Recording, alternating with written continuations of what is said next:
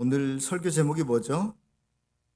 멜기세덱 계통을 따른 제사장. 무슨 말인지 알겠습니까? 결국은 이제 예수님을 설명하기 위한 단어인데요. 제가 오늘 여러분들에게 무슨 말을 하더라도 결국은 예수님을 지금 말씀하려고 저 말을 하고 있구나. 여러분들이 그렇게 선이해를 하고 들어주시면 좋겠습니다. 아, 지금은 뜸해졌지만 제가 광화문을 통해서 집에 들어올 때마다 예전에는 이 태극기 부대와 그렇지 않은 그 사람들이 맞불 시위를 광화문에서 참 많이 했어요. 그러다 보니까 차가 자꾸 밀려요.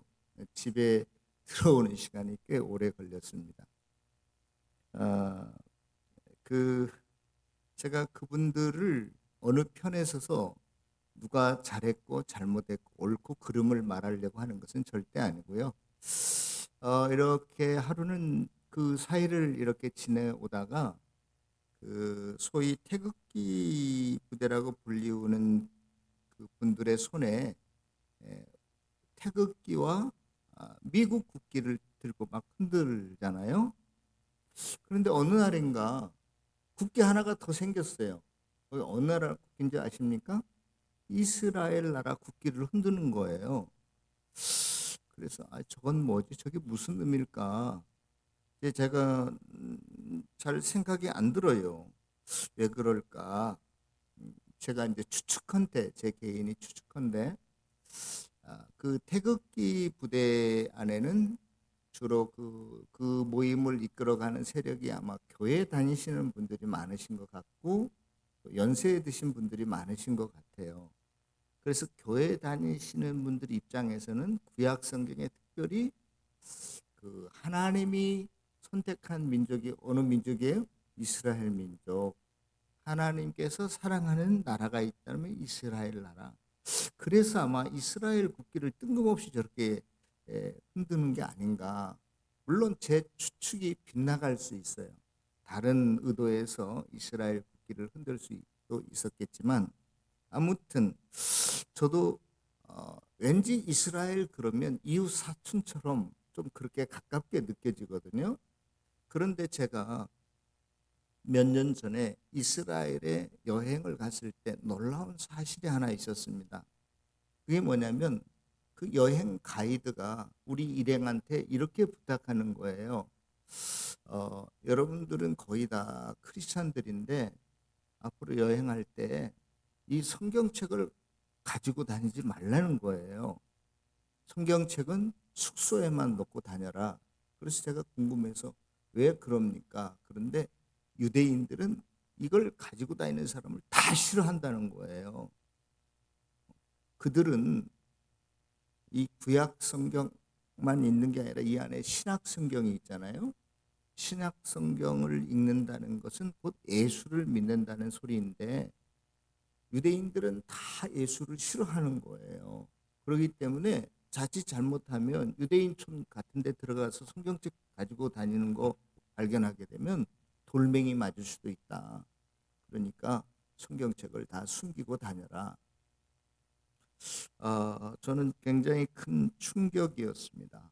왜 유대인들이 우리 그리스도인들을 그렇게 여길까? 우리 그리스도인들 그렇지 않은 것 같은데 그 역사를 좀 이렇게 우리가 살펴보면 유대교와 기독교가 멀어진 여러 가지 많은 이유들이 있지만 유대교 그러면은 어떻게 해서 유대교인이 되는 거죠? 그냥 엄마 아빠가 유대인이면 태어날 때부터 자동적으로 유대교인이 되는 거예요. 기독교인은 어떻게 해서 기독교인이 됩니까? 각자 믿음으로 그리스도인이 돼요. 그러니까 이 출발부터가 틀리게 되는데 아무튼 AD 한 67년경에 어떤 일이 유대 나라에 있었냐면 그 유대 나라에 그 플라우스라고 하는 로마의 총독이 파견되는데 그때 그 플라우스가 유대교에서 가장 신봉하는 존경하고 아끼는 대제사장의 옷을 자기가 걸쳐 입고 그다음에 음담패설을 막 짓거리는 거예요. 그러니까 그것을 보고 유대인들이 이제 참다 못해서 폭발해 버리는 것이죠. 그래서 제1차 유대인 봉기가 일어납니다. 음, 그 사람들을 다 내쫓고 로마 군에 의해서 이제 로마 군인들이 다시 그 예루살렘을 포위하게 되는데, 그때 유대인 봉기 1차 봉기 때 같이 유대인으로서 협력하지 않고 예루살렘 성을 빠져나간 사람들이 누구냐? 기독교인들이에요. 누가복음 21장에 보면 예루살렘 성이 군대에 의해서 포위를 당하거든 너희들이 산으로 올라가고 이 성에 있는 사람들도 탈출하고 저기 시골에 있는 사람들은 이 성으로 들어가지 말라, 그런 내용이 들어있어요. 그러니까 예루살렘 성이 포위당하는 것을 보고 기독교인들이 다 싹 빠져나가 버렸다고. 그러니까 유대인들의 관점에서 보면 이 놈들은 다 역적이야, 배신자들이야. 거기서부터 출발하게 되고, 그 다음에 AD 117년경에 하드리안이라고 하는 로마의 황제가 나타나서 이 기독교를 아주 핍박하게 됩니다. 심지어 예루살렘 성 안에 뭐를 갖다 세우느냐면 제우스 신전을 갖다 세우고, 유대인들은 돼지고기도 안 먹는데 돼지 피를 그 성전에다 뿌리고, 그 다음에 사람의 시체 뼈를 갖다가 널어놓고 막 그랬어요. 뿐만이 아닙니다. 안식일도 지키지 못하게 하고 남자들에게 할례를 받지 못하게 했어요. 그러니까 유대인들이 또 제2차 봉기를 일으킵니다. AD 132년에요. 그때 그 유대인들의 어떠한 그 리더라고 할까요? 그게 코크바라고 하는 장군이 있었는데, 그 사람들이 유대의 봉기, 누구나 다 그러잖아요. 외세의 침략을 받으면 자주 독립하고 싶은 생각은 너무나 당연한 거예요. 그런데 이 코크바라는 장군을 유대인들이 메시아로 여기는 거예요. 그러니까 기독교인들이 아니 메시아는 이미 왔는데, 예수님이신데 아니 이 코크바를 무슨 메시아라고? 그러니까 같이 동참할 수가 없었어요. 이때도 불찬하게 됩니다. 그때부터 이 유대교와 유대인들은 기독교인을 볼 때 민족의 반역자, 또 이단 사설을 믿는 사람, 이렇게 치부하게 됩니다. AD 400년경의 교회는요, 유대교와 멀어질 대로 멀어지게 됩니다. 그래서 유대교인과 그때부터는 이제 결혼도 교인들이라면 하지 못하도록 딱 법을 정해요. 접촉도 불허합니다. 네. 그 다음에 지금까지는 유대인들 그러면 구원받은 사람이라고 생각했는데, 이제는 참 이스라엘인은 교인이다, 교회다, 이렇게 주장하기 시작했어요. 예. 그 다음에 모세 언약도 새 언약으로 바꿔서 부르고요. 이렇게 해서 유대인들이 가장 중요하게 여기는 유월절도 지키지 못하게 하고요. 또 그들이 그 탈무드를 읽는데 기독교인들은 탈무드 읽지 못하게 하고, 유대에 관한 모든 서적들을 교회가 다 불태워 버립니다. 여러분들이 잘 알고 계시는 것처럼 이제 한 12세기쯤에 한 100년 동안 십자군 전쟁이라는 게 일어나는데요.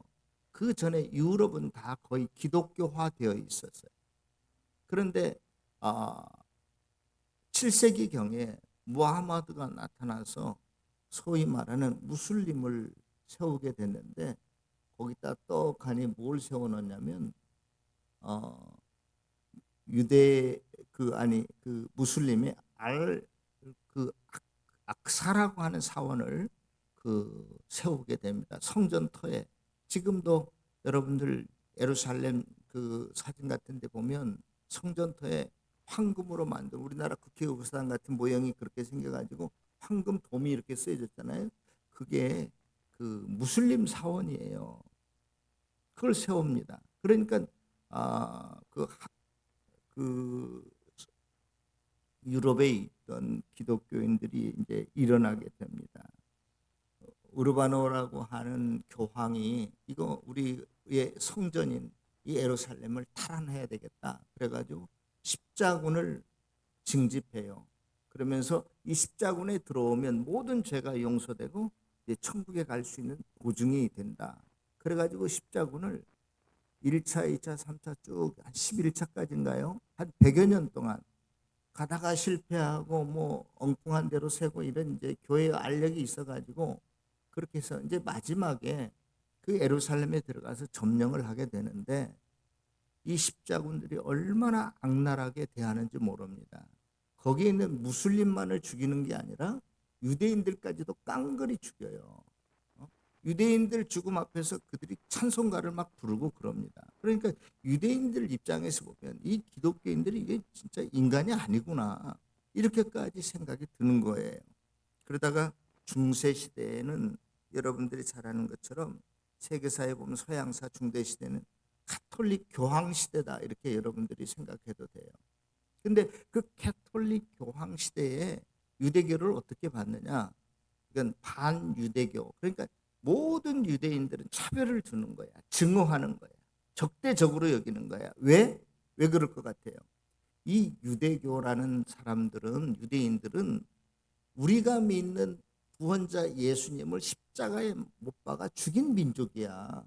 그리고 여러분들 마태복음에 보면 예수님께서 십자가에 달려 돌아가실 때 마지막 빌라도 총독이 재판을 하잖아요. 재판할 때 뭐라고 하냐면 야 이거 예수에게서 보니까 아무런 죄도 발견할 수 없다. 무죄하다 그래요. 그러니까 군중들이 유대인들이 뭐래 예수를 십자가에 못 박으셔서 잘못이 있으면 우리 후손들이 다 감당하겠습니다. 그런 이야기를 해요. 그러니까 기독교인들이 이것들 봐라. 이거 진짜로 벌을 좀 받아야 되겠구나. 이놈들 좀 따끔한 맛을 봐야 되겠구나 하고 반유대교적 정책, 신앙을 펴니다. 그래서 중세시대에는요. 우리가 소설 이런 것들을 보면 유대인들은 아주 그냥 늘마다 나쁜 상징으로 표현이 돼요. 뭐 세금 징수원이 된다든지 뭐 환전상이 된다든지 이런 걸로 유대인들이 돈을 벌어서 유럽 사회는 아주 유대인들은 못된 놈 이렇게 인식이 박혀 있습니다. 여러분들이 잘 아는 이제 서구가 다 캐톨릭화 되었을 때 1400년도에는 그 캐톨릭 국가였던 스페인에서는 심지어 어떤 일이 일어나냐면 너희들이 캐톨릭을 믿든지 아니면 죽음을 선택하든지 이러한 그 포고령도 발령이 됩니다. 여러분 1348년에 흑사병이 일어났을 때 유럽 전역이 뭐 인구의 3분의 1, 4분의 1이 죽어나갈 때도 우물에 이 많은 기독교인이라고 그러는데 유대교가 그 우물에 독을 퍼뜨려서 세균을 퍼뜨려서 이렇게 됐다. 그리고 유대인들을 엄청 잡아 죽입니다. 제2차 세계대전이 발발한 원인도 있지만 세계사에서는 뭐 이런 이야기가 나오지 않지만 또 히틀러가 유대인 홀로코스트라고 600만 명을 죽였는데 그 사상적 신앙적 근거가 어디에 있느냐? 독일의 캐톨릭 교회 때문에 있었던 거예요. 히틀러가 주일학교 때 교회를 다녔는데 이 유대 이놈들이 우리 예수님을 잡아 죽였어. 그래 이 유대인들 다 죽일 놈들이야. 그러한 사상적 배경에서 쭉 살펴보면 현대에 이르기까지 기독교가 캐톨릭이 얼마나 유대인들을 핍박했는지 이루 말할 수 없습니다. 그러다가 유엔의 도움으로 1948년에 독립해서 지금 그들이 유대 땅으로 들어가게 되는데요. 우리가 지금 성지순례라는 미명으로 이스라엘에 들어가서 관광을 하고 오지만 유대인들은 지금까지 2000년 동안 우리를 못 잡아먹고 달달 볶고 죽이고 핍박했던 놈들이 누구야? 이 다 개신교, 이 구교 이놈들이야. 그런데 그놈들이 와가지고 돈 쓰는 건 좋지만 아니 성경책을 뻗듯이 우리가 가장 미워하는 그 예수를 믿는 놈들이 왔으니까 곱게 그들 눈에 보일 리가 없어요.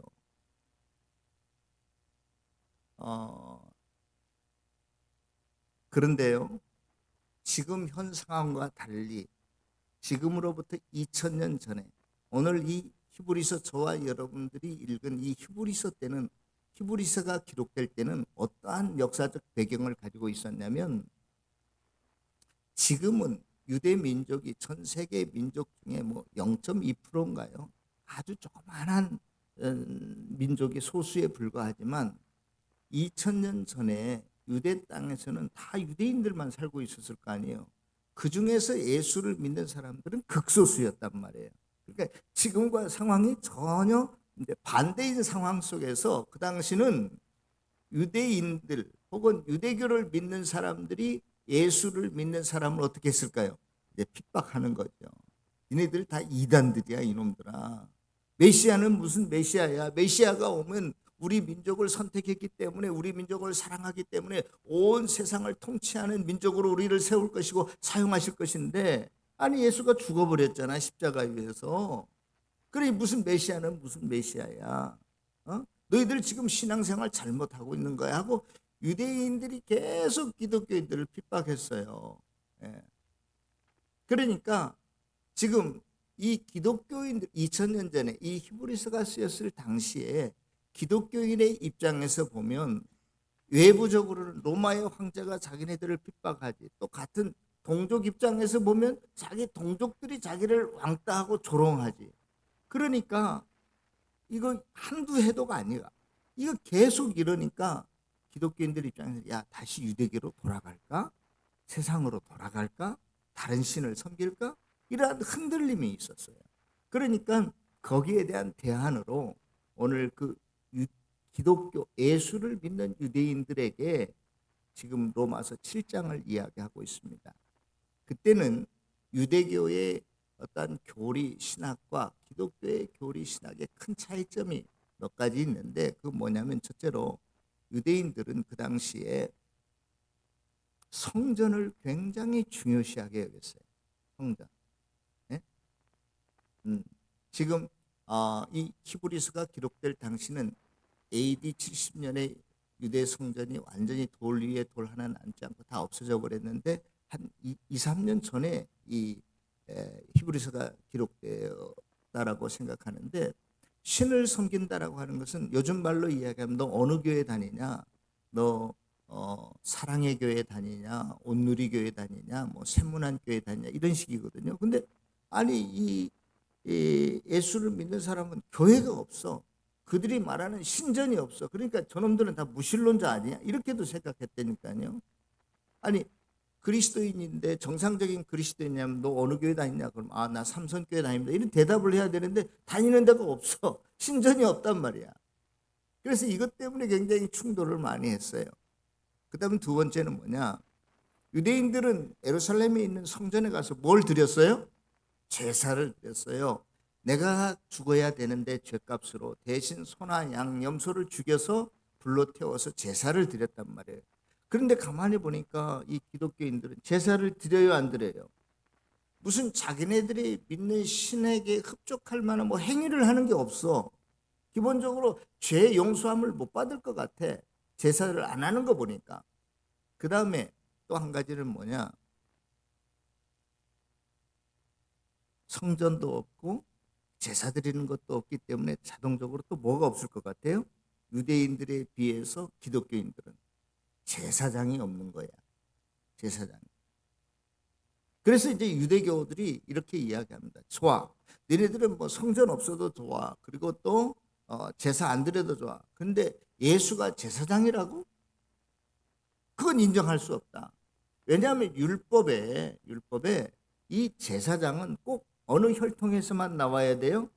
레위라고 하는 지파의 혈통에서만 나와야 되는데 예수님은 어느 지파에 속했는 줄 아십니까? 유다 지파. 이건 말이 안 된다. 말이 안 돼. 말이 안 되는 소리야. 그때 그 이야기를 듣고 이 히브리서 저자가 한 말이 예수님은 우리의 성전이 되시고 그러니까 성전도 필요 없는 거죠. 또 우리의 영원한 제물이 되시니까 제사도 더 필요 없는 거죠. 또 우리의 영원한 제사장이 되신다. 그래서 제사장이 필요 없는 거예요. 그러면서 하는 말이 예수님은 레위의 지파의 혈통에서 태어난 분이 아니라 멜기세덱의 계통에서 태어난 제사장이기 때문에 그렇다. 그런 이야기를 해요. 이 이야기를 실은 히브리서 5장에서 합니다. 내가 멜기세덱에 관해 할 일이 많이 있지만 너희들의 신앙의 수준이 낮아서 더 이상 이야기 못하겠다고 덮어둬요. 그런데 그 덮어두었던 이야기를 7장에 와서 멜기세덱에 대해서 더 자세하게 이야기합니다. 예? 예. 그러면서 뭐라고 하냐면 우리 다시 한번 1장 1절, 2절, 3절 저와 여러분들이 가지고 있는 성경책 7장 1절, 2절, 3절을 천천히 무슨 뜻인지 한번 생각해 보면서 다시 읽어보도록 하겠습니다. 시작. 이 멜기세덱은 살렘 왕이요 지극히 높 하나님의 제사장이라. 여러 왕을 쳐서 죽이고 돌아오는 에브라임을 만나 복을 빈 자라. 아브라함이 이 모든 것의 10분의 1을 그에게 나누어 주니라. 그 이름을 해석하면 먼저는 의의 왕이요 그 다음은 살렘 왕이니 곧 평강의 왕이요 아버지도 없고 어머니도 없고 족보도 없고 시작한 날도 없고 생명의 끝도 없어 하나님의 아들과 닮아서 항상 제사장으로 있느니라. 예수님은 너희가 생각하는 레위 지파의 후손이 아니라 레위 계통의 반차를 따라서 세워진 제사장이 아니라 멜기세덱의 반차, 순서, 혈통 혹은 제사 계통을 따라 세워진 제사장이다 이렇게 말하면서 그 멜기세덱이 어떠한 인물인가를 말해요. 이 멜기세덱은 창세기 14장에 나오는데요. 그게 나오는 것처럼 이제 북쪽에 그 5 왕을 물리치고 아브라함이 이제 자기 조카 롯을 빼앗아 오는데 승리하고 돌아올 때 갑자기 어디서 뜬금없이 이 멜기세덱이라는 사람이 나타나서 아브라함을 축복해. 그리고 아브라함도 전리품, 전쟁에서 얻은 소득의 10분의 1은 당연히 하나님께 드려야 되지만 전쟁에서 얻은 전리품은 10분의 1을 11조를 안 드려도 되는데도 11조를 드려요. 그러면서 그 멜기세덱은 살렘 왕이 돼. 평화의 왕이 돼. 또 의의 왕이 돼. 또 어떻게 보면 역사적 실존 인물 같기도 해요. 그런데 3절에 보면 그는 부모도 없대. 아니 세상에 사람이 부모가 없는 사람이 있어요? 부모를 잃은 사람은 일찍 여인 사람은 있지만 아니 부모가 없이 태어난 사람 여기에서 손 한번 들어보세요. 인간 세상에서는 부모 없이 태어난 사람 있을 수 없어요. 그런데 멜기세덱이 역사적 인물 실존 인물 같은데 3절에서는 그는 엄마도 없고 아빠도 없다. 또 뭡니까? 여기 족보도 없대. 아니 사람은 부모에게서 태어난 부모의 족보가 있는 게 당연하잖아요. 또 엄마도 아빠도 없으니까 부모도 있을 리가 족보도 있을 리가 없지요. 또 시작한 날도 없고 생명의 끝도 없대. 태어난 날도 없고 죽은 날도 없다는 것이죠. 하나님의 아들과 닮아서 그렇게 말합니다. 그래서 신학자들은 창세기 14장에 나오는 이 멜기세덱을 가리켜서 성자 하나님의 현현이다 그래요. 성자 하나님의 형. 예수님이 사람의 몸이시 육신의 몸을 입고 사람이시면서도 동시에 어떠한 분이셨어요? 하나님의 아들이셨, 신적 존재이셨듯이 이 구약의 14장에 나타난 멜기세덱도 마치 그러한 분이야. 그래서 예수님께서도 그러한 분이다. 그런 거예요. 여러분 11조는 하나님께서 모세에게 율법을 줄 때 소득의 10분의 1을 드려라 그랬어요. 모세라고 하는 인물은 창세기에 나오는 인물이 아닙니다. 창세기가 끝나고 출애굽 시작할 때 나오는 역사적으로 한참 후대의 사람인데 그렇기 때문에 율법 11조가 없었을 때는 11조를 드릴 필요가 없었어요. 그러니까 있잖아요. 보세요. 창세기에서부터 창세기 끝날 때까지 11조 드린 사람이 없는데 꼭 아브라함은 여기서 한 사람만 11조를 드려. 그러면서 11조도 누구한테 드리느냐? 제사장한테 드리는 거야. 아무한테 드리는 게 아니야. 제사장을 통해서 하나님께 드리는 건데 여기서 나타난 멜기세덱을 보면 바로 하나님이시기 때문에 아브라함이 그랬다. 그렇게 높은 분이다 라고 하면 설명하면서 그 히브리서 7장 전체를 그렇게 지금 설명해 가기 시작해요. 그러므로 이 예수님은 실은 멜기세덱과 같은 존재야. 하나님의 아들이면서 또 이 땅에서 몸을 입고 있는 분이야. 육신의 몸을 입고 있는 그러한 존재셔라고 하는 이야기입니다. 사랑하는 성도 여러분, 제가 오늘 말씀을 좀 이제 정리할까 합니다. 제가 오늘 여러분들에게 여러 가지 말씀을 드렸는데요. 그 말씀을 드린 것은 누구를 설명하기 위한 거예요? 예수님을 설명하기 위한 것입니다. 이 말씀은 실은 히브리인들에게도 어려워서 5장에서 내가 멜기세덱에 관하여 할 말이 많지만 말을 하려다가 끊어버렸다니까요. 접어두었다니까요. 그런데 이게 자꾸 문제가 대두가 되니까 7장에 와서 다시 그럼 좋아, 멜기세덱에 관해서 내가 좀 더 깊은 이야기를 해보자 하면서 지금 오늘 제가 여러분들에게 말씀드린 이야기들을 했어요. 사랑하는 성도 여러분, 예수님만이 하나님이 보내신 아들이요, 우리의 모든 죄를 용서하실 수 있는 분이요, 또 죽음에서 부활하신 분이요, 생명에 주시고 능력의 하나님이신 것을 믿을 수 있기를 바랍니다. 예수님만이 우리의 구원자라는 거예요. 예수님만이 우리의 메시아가 되신다는 거예요. 예수님만을 우리가 믿고 따르고 의지해야 된다는 거예요. 다른 건 아무것도 필요 없다는 거예요. 그런데 유대인들은 지금까지도 예수를 믿지 않아요. 메시아로 인정하지 않습니다. 그러면 목사님, 현재 우리는 이 이스라엘 사람들 유대인과 어떤 관계를 맺어야 될까요? 다른 거 없어요. 우리가 무슨 미국 사람, 영국 사람, 소련 사람, 중국 사람 대하듯이 모든 인간은 하나님의 형상을 입고 이 땅에 있으니 우리가 그를 존중하고 배려해 줘야 됩니다. 차별을 두어서는 안 돼요. 그러나 국가 간에, 우리나라 정부와 이스라엘 정부 국가 간의 애교, 국방 이러한 경제 문제를 인해서 국가 간에는 좀 더 멀어질 수도 있고 가까워질 수도 있죠. 그건 국가의 문제지만 저와 여러분들의 개인이나 우리 교회의 태도는 뭐냐? 항상 상대방을 배려할 줄 알고 인류의 공동의 어떤 선한 목적, 인류 평화와 번영을 위해서 살아가는데 우리가 기여하고 그것을 협력해야지, 우리가 무슨 편이 되어서 갑자기 무슨 이스라엘 국기를 가지고 나타나서 흔든다든지 이래서는 안 된다는 이야기를 제가 여러분들에게 하고 싶은 거예요. 사랑하는 성도 여러분, 우리는 2000년 전에 그리스도인들이 여기 유대교와 기독교를 놓고 항상 두 사이에서 머뭇머뭇하고 있었어요. 어디를 선택해야 될 건가?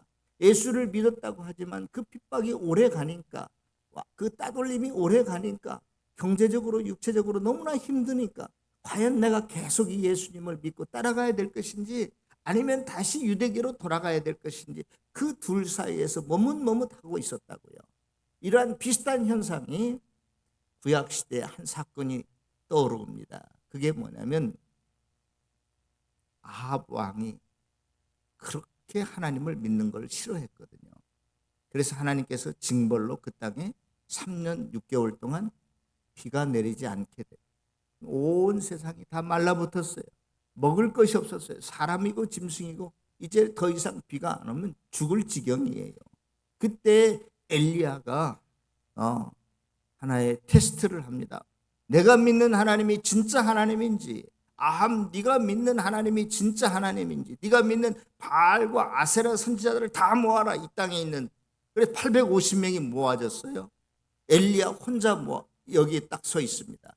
이 사이에 누가 있었냐면 백성들이 그걸 지켜보고 있었어요. 두 단을 세우자. 거기에 단을 세우고 똑같이 송아지 한 마리를 죽여서 올려놓자. 그리고 우리가 서로 기도해서 하늘에서 불이 내려와서 이 재물을 태우는 신이 진짜 하나님으로 우리가 여기자. 그래서 엘리야가 먼저 바알과 아세라를 믿는 선지자들이 네가 먼저 너희들이 기도해. 850명이 아침부터 정오가 다 될 때까지 기도했어요. 근데 아무런 변화가 없었어. 그러니까 옆에 있는 엘리야가 조롱합니다. 야, 네가 믿는 바알과 아세라가 말이야 어디 잠깐 애출했는지 혹은 낮잠 자는지 모르겠어. 더 크게 해봐. 그래서 바알과 아세라를 믿는 선지자들이 자기 몸을 상하게 하면서 막 소리를 지르고 기도를 해도 아무런 변화가 없어요. 그런데 보십시다. 거기에 그럼 이제는 내가 오후가 됐어. 그래서 내가 한번 기도해 볼게. 성경에 보세요. 2절밖에 안 나오나 짤막한 기도문이에요. 하나님, 불을 내리셔서 이 단을 태우소서. 기도가 끝나자마자 그 단 위에 하늘에서 불이 내려와서 모든 것을 태워버립니다. 사랑하는 성도 여러분, 저와 여러분들도 현실은 너무나 힘들고 아프고 교회 나가는 게 뭐 이렇고 저렇고 헌금 내는 게 이렇고 저렇고 자꾸 마음에 의심이 들고 또 우리의 신앙이 갈팡질팡 우리가 어떻게 해야 될지 모를 때 이 두 사이에 있어서 지금도 주님께서는 저와 여러분들에게 너희들의 신앙적 결단을 빨리 하라고 촉구하고 계시는 것 같아요. 오늘 히브리서 7장에 머뭇거리는 그 기독교 유대 신자들에게 너희들이 더 이상 흔들려서는 안 돼. 아무리 육체적인 고통이 찾아온다 할지라도, 너희들이 정신적으로 경제적으로 힘들다 할지라도 너희들이 두 사이에 있어서 흔들려서는 안 돼. 너희들이 끝까지 주님 의지하고 주님 사랑하고 주님만이 나의 생명이요 내 죄를 용서하시는 분이요 능력의 하나님이신 것을 믿고 나가야 돼. 그게 신앙생활이야. 그게 참된 복된 자야. 참으로 복된 자야. 오늘 저와 여러분들이 다시금 주님이 누구신지를 분명하게 믿고 확신하고 그분을 따라가고 그분께 영광 돌리며 그분의 살아계심을 날마다 내 삶 속에서 체험하며 살아가는 복된 성도들이 다 되시기를 다시 한번 주님의 이름으로 축원합니다. 기도하겠습니다. 사랑과